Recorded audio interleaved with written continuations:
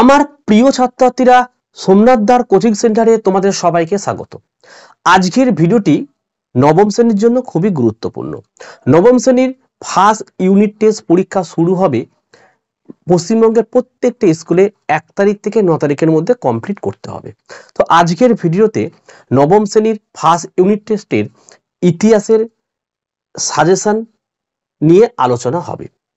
তার আগে একটি গুরুত্বপূর্ণ তথ্য জানাই, আমি যে সাজেশন দেব সেই সাজেশনটা অবশ্যই তোমরা প্রথম থেকে শেষ পর্যন্ত দেখবে। কিন্তু তোমরা সারা বছর অর্থাৎ বিগত 3 মাস ধরে স্কুলে ক্লাস করেছো, যিনি ইতিহাস পড়ান, অর্থাৎ প্রত্যেকটা স্কুলেরই ছাত্রছাত্রীদের বলা হচ্ছে, দেবে সেই স্যার কিছু গুরুত্বপূর্ণ প্রশ্ন বলেছে যে এই প্রশ্নগুলো কিন্তু পরীক্ষা আসতে পারে। তাই স্যার যেগুলো বলেছে সেগুলো কিন্তু আগে তোমরা কিন্তু তৈরি করে রাখবে, কারণ পরীক্ষার সময় কিন্তু ওই প্রশ্নগুলো অবশ্যই স্যার পরীক্ষা দেবে। ঠিক আছে, এবারে আমরা যে সাজেশন তৈরি করেছি সেই সাজেশনের প্রত্যেকটি প্রশ্ন তোমরা দেখে যাও। এমনভাবে আমরা সাজেশন প্রস্তুত করেছি, তোমরা যে স্কুলেই পড়ো না কেন এই সাজেশন থেকে তোমরা কমন পেতে বাধ্য। ঠিক আছে, তো চলো আমরা সাজেশনটি দেখে নিই। প্রথম পর্যায়ক্রমিক মূল্যায়ন 2024 নবম শ্রেণী ইতিহাস সাজেশন, ফুল মার্কস 40, সময় 1 ঘন্টা 15 মিনিট। অর্থাৎ পশ্চিমবঙ্গের প্রত্যেকটা স্কুলের নবম শ্রেণীর যে পরীক্ষা হবে ফুল মার্কস 40-এ হবে এবং সময় কিন্তু 1 ঘন্টা 15 মিনিট থাকবে। সিলেবাস ও নম্বর বিভাজন দেখে নেব। অনেক স্কুল আছে যে প্রথম 2টো অধ্যায় পরীক্ষা হবে, আবার অনেক স্কুল আছে প্রথম 3টে অধ্যায় পরীক্ষা হবে। ঠিক আছে, নম্বর বিভাজনটা ম্যাক্সিমাম স্কুলের এইরকম হয়ে থাকে, বা কিছু কিছু স্কুলে একটু পরিবর্তন হতে পারে। তো দেখো, এমসিকিউ সাধারণত 1 নম্বরে 10টা থাকবে, এসএকিউ 1 নম্বরে 6টা, এসএকিউ মানে 2 নম্বরের 4টে লিখতে হবে, 4 দুগুণে 8, 4 মার্কসের 4 দুগুণে 8, আর 8 মার্কসের একটা লিখতে হবে 8 নাম্বার। এইভাবে তোমাদের নাম্বার ডিস্ট্রিবিউশনটা থাকবে। তো একদম অধ্যায়ভিত্তিক 4 নম্বর এবং 8 নম্বরের কোন প্রশ্নগুলো তোমরা পড়ে যাবে দেখে নাও। প্রথম অধ্যায় ফরাসি বিপ্লবের কয়েকটি দিক, এখান থেকে প্রতিটি প্রশ্নের মান 4। কী কী পড়ে যাবে দেখো। 1 নম্বর প্রশ্ন হচ্ছে, ফ্রান্সকে ভ্রান্ত অর্থনীতির জাদুঘর বলা হয় কেন? 2 নম্বরের প্রশ্ন, সাকুলোত বলতে কী বোঝো? প্রত্যেকটা প্রশ্ন এখানে গুরুত্বপূর্ণ।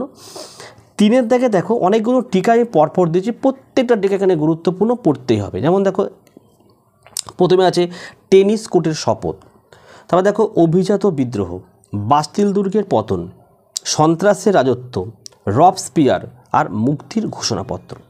প্রত্যেকটা টিকা ভালো করে পড়ে যাও। 4 নম্বরের প্রশ্ন, ফ্রান্সে বিপ্লব পূর্ব, এটা কর ব্যবস্থার পরিচয়, বানানটা একটু মিস্টেক রয়েছে, কর ব্যবস্থার পরিচয় দাও হবে এটা। হ্যাঁ, এবারে 5 নম্বরের প্রশ্ন দেখো, ফরাসি বিপ্লবের পেছনে পূর্ব রাজতন্ত্রের দায়িত্ব কতটা ছিল? 6 নম্বরের প্রশ্ন, ফরাসি বিপ্লবের ইউরোপে কী ধরনের প্রভাব পড়েছিল? আর 7 নম্বর দেখো, অসমীয়া রেজিম। এই 7টা প্রশ্ন পড়তে হবে টিকা হিসাবে, আর প্রতিটি প্রশ্নের 8। 1 নম্বর দেখো, ফরাসি বিপ্লবের দার্শনিকদের ভূমিকা আলোচনা করে। এই যে প্রশ্নটি মানে প্রত্যেকটা স্কুলের ম্যাক্সিমাম স্কুলে কিন্তু এই প্রশ্নটি আসে প্রথম অধ্যায় থেকে। আর এই অধ্যায় থেকে আরও 2টো প্রশ্ন পড়ে যাবে। 2 নম্বর দেখো, ফরাসি সংবিধান সভার কার্যাবলী আলোচনা করো। 3, ফরাসি বিপ্লবের সামাজিক, অর্থনৈতিক ও রাজনৈতিক কারণ আলোচনা করো। 3 নম্বরের প্রশ্নটা কিন্তু খুব গুরুত্বপূর্ণ, অর্থাৎ এই প্রথম অধ্যায়ের 1 এবং 3 এই 2টো প্রশ্ন যদি পড়ে যাওয়া যায় না, একটা প্রশ্ন কিন্তু কমন পেতে পারো। দ্বিতীয় অধ্যায় দেখে নাও, বিপ্লবী আদর্শ, নেপোলিয়নীয় সাম্রাজ্য, জাতীয়তাবাদ। প্রতিটি প্রশ্নের মান 4। দেখে নাও কী কী পড়বে, টিকা লেখো। কোর্ট নেপোলিয়ন, কনকর্ডাট, ট্রাফালগারের যুদ্ধ, স্পেনীয় ক্ষত, 100 দিবসের রাজত্ব, টিল সিটের সন্ধি, মহাদেশীয় অবরোধ ব্যবস্থা এবং জোল ভেরাইন। এই টিকাগুলো ভালো করে পড়ছো।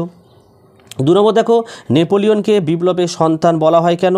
3, নেপোলিয়নের রাশিয়া আক্রমণ গুরুত্বপূর্ণ কেন? 4, নেপোলিয়ন কেন স্পেন আক্রমণ করেন? বোঝা গেছে। 8 নম্বরের প্রশ্ন, এখান থেকে 3টি প্রশ্ন পড়বে। 1, নেপোলিয়ন বোনাপার্টের ক্ষমতা লাভ বর্ণনা করো।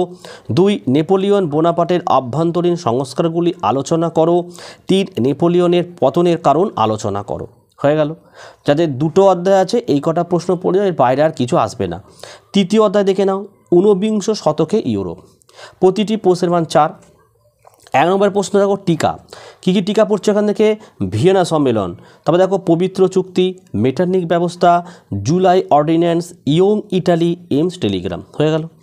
2 নম্বর দেখো বিসমার্কের রক্ত ও লৌহনীতি বলতে কি বোঝো?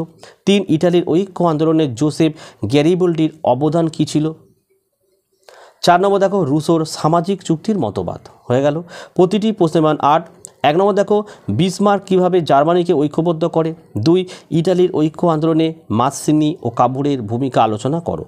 তো এই ছিল আজকের সাজেশন, এবং এই ভিডিওর ডেসক্রিপশন বক্সটা তোমরা অবশ্যই প্রত্যেকে ফলো করো। বাকি সাবজেক্টের যে সাজেশনগুলো আমরা আপলোড করেছি তার লিঙ্ক পাবে, এবং প্রত্যেকটি স্কুলের প্রশ্নপত্রের উত্তর সহ ভিডিও আমি আপলোড করে রেখেছি, এই ভিডিওর ডেসক্রিপশন বক্সে তার লিঙ্ক পাবে। আশা করা যায় তোমরা ভিডিওটি প্রথম থেকেই শেষ পর্যন্ত দেখেছো। সাজেশন তোমাদের কেমন লাগলো কমেন্ট করে জানাও। ভালো লাগলে একটি লাইক করো, এবং চ্যানেলে নতুন হলে চ্যানেলটিকে সাবস্ক্রাইব করো, এবং পাশে থাকা বেল আইকন প্রেস করে অল নোটিফিকেশনটাকে অন করো।